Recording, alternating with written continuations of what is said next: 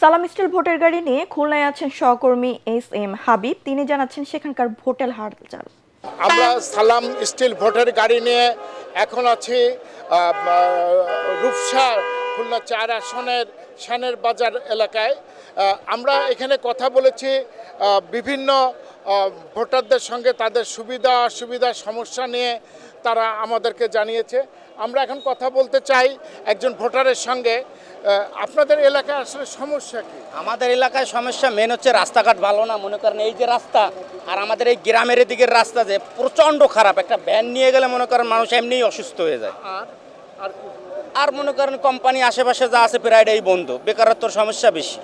ভূমিকম্প সহনীয় most durable দেশের প্রথম থার্মেক্স রড সালাম স্টিল। সালাম স্টিল বোঝে ডিউরেবিলিটি। সালাম স্টিল মোস্ট ডিউরেবল স্টিল।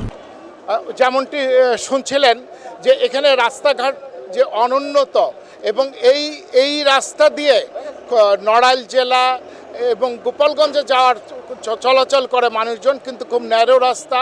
পাশাপাশি এখানে যে ব্যবসা প্রতিষ্ঠানগুলো ছিল সেইগুলোও এখন বন্ধ থাকায় বেকারত্ব একটা চরম আকার ধারণ করেছে। সালাম স্টিল ভোটের গাড়ি নিয়ে এই ছিল আমার কাছে সর্বশেষ।